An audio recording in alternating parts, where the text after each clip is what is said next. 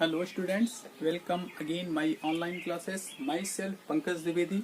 Let's start class 10th subject mathematics and chapter 1 is a real number and topic is solution of exercise 1.3 of NCERT book. NCERT book के हम exercise 1.3 के solution को आज solve करना है. Let's start question number 1. First question, prove that under root 5 is an irrational number. 5 is an irrational number. It means under root 5 एक irrational number है. तो इस क्वेश्चन को सॉल्व करने के लिए हम कंट्राडिक्शन मेथड का यूज करेंगे. By the contradiction method it means इसका अपोजिट सपोज कर लेंगे कि अंडर रूट 5 एक इरेशनल नहीं रेशनल है.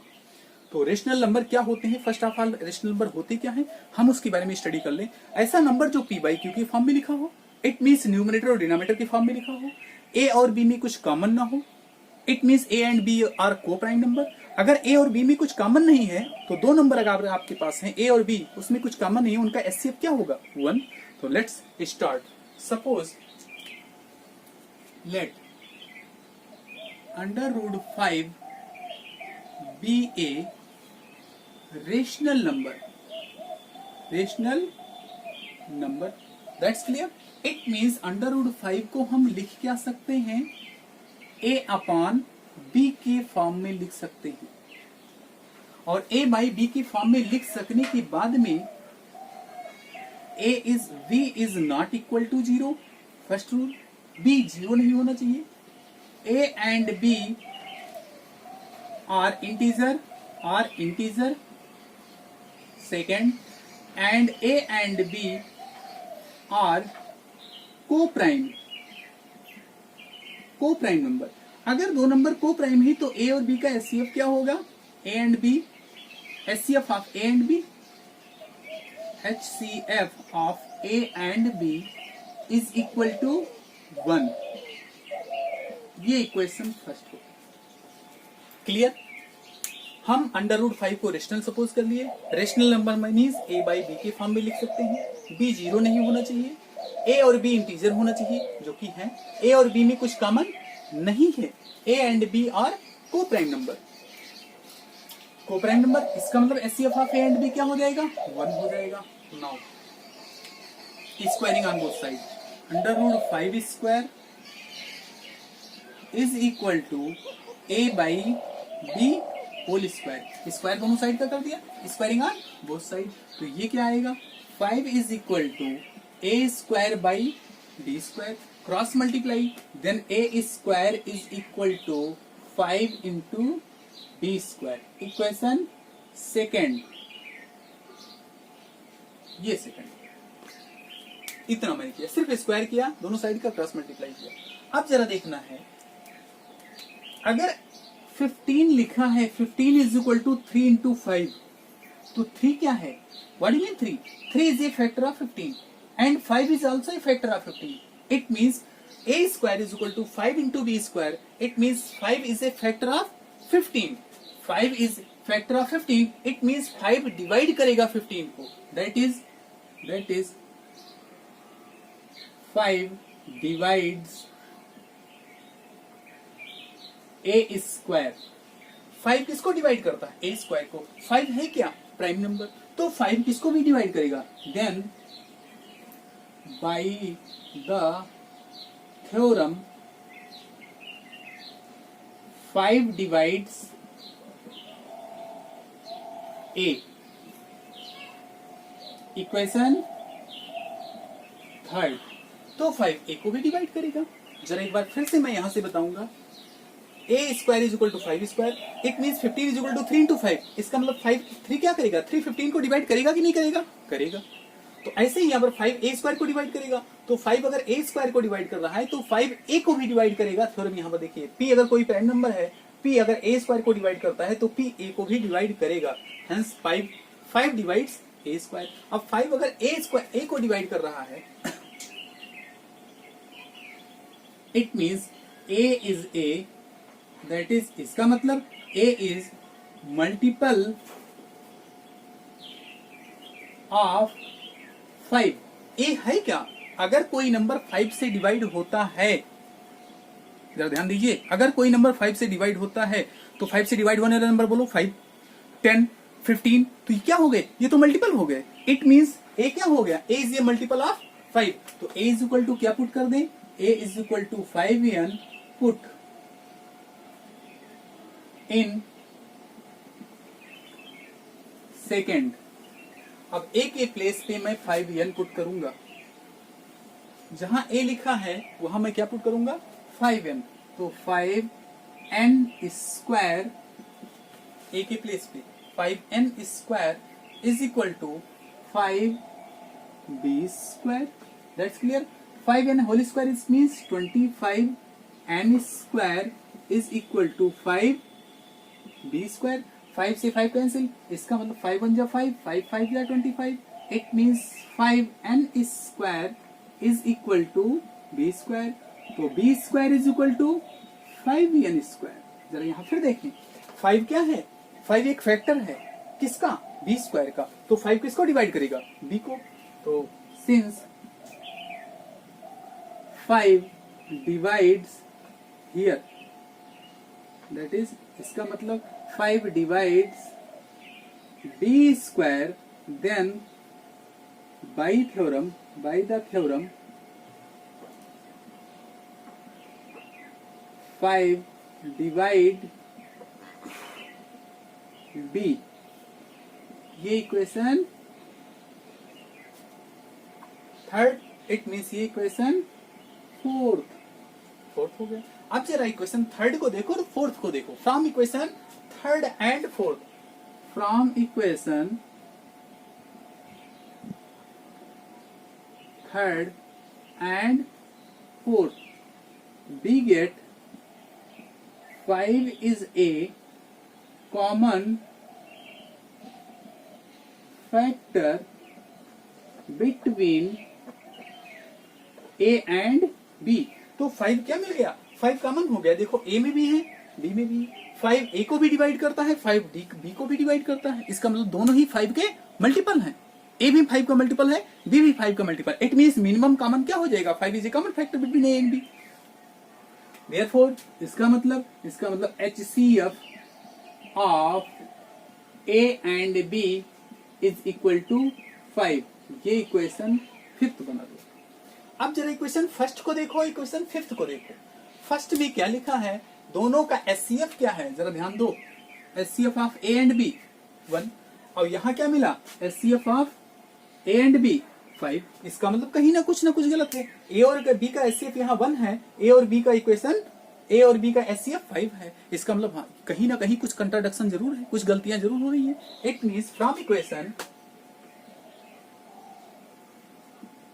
First and fifth we get our assumption is wrong. Hence,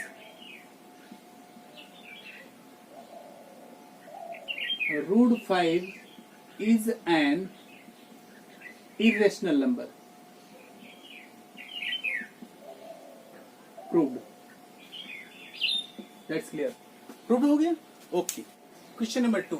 Prove that 3 plus 2 under root 5 is an irrational number. There. Let's start. Proof. Let, by the contradiction method, let 3 plus 2 under root 5 be a rational number.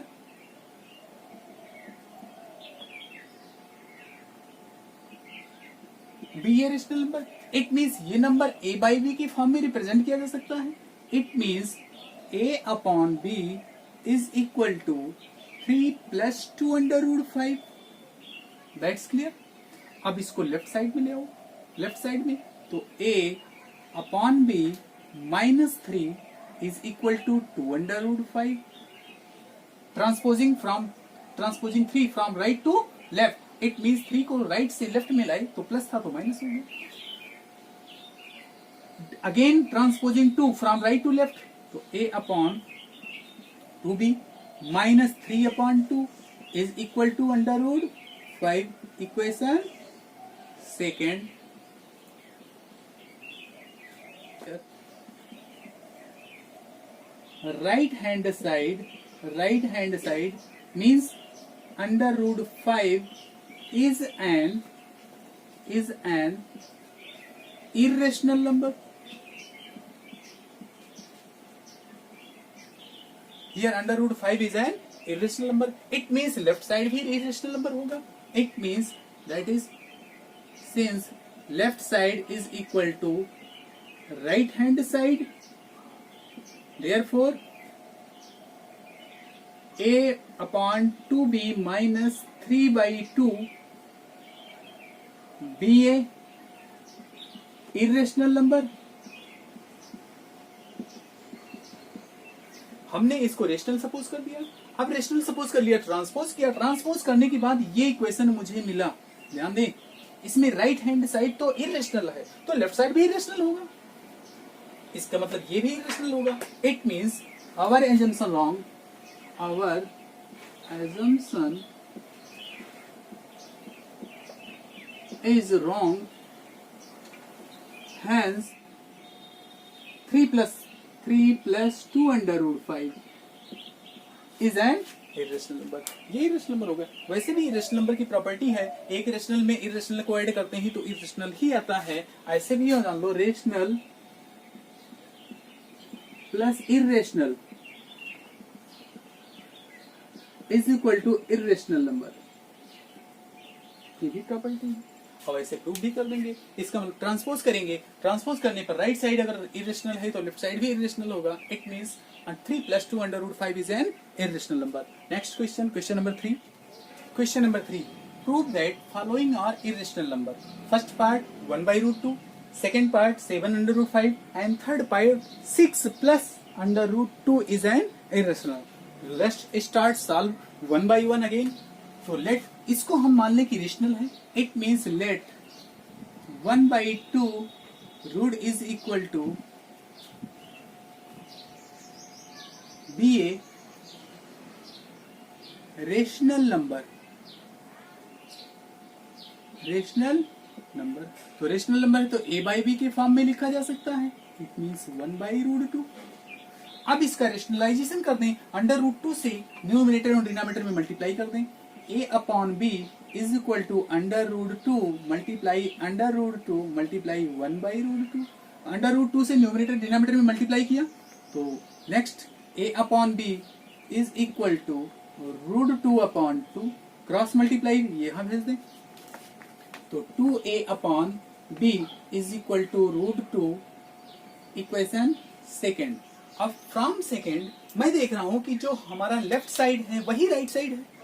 From equation second, we get from equation second we get a upon b be a irrational number. Be a irrational number. क्यों irrational number होगा? a by b क्यों irrational number होगा? क्योंकि right side आपका irrational number है.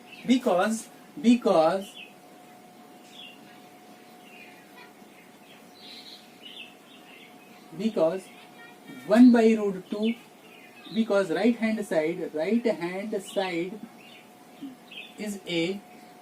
an irrational number. That's clear. ये clear हो गया. ऐसे ही सेम एज ये भी है, इसके पहले ही अभी सॉल्व किया है. चलो इसको भी मान लो. Let 7 under root 5 be a rational number. It means A by B के फॉर्म में लिखा जा सकता है. 7 under root 5 क्रॉस मल्टीप्लाई, इसको 7 यहां दे दो तो a upon 7b is equal to under root 5. Equation first, equation second, ये इक्वेशन फर्स्ट. तो मैं देख रहा हूं कि root 5 is an irrational number since therefore a upon 7b is irrational number, is an irrational number. Hence 7/5 भी ए irrational number. It means इस type के क्वेश्चन में सिर्फ ट्रांसपोज करना है, ट्रांसपोजिंग मीन्स पक्षांतर करना है, लेफ्ट से राइट में ले जाना है और सिर्फ इरेशनल को एक साइड में और रेशनल को एक साइड में करना है, फिर कंपेयर करके बता देना है कि ये इरेशनल है तो ये भी इरेशनल होगा। That's clear. Question number 3 is complete.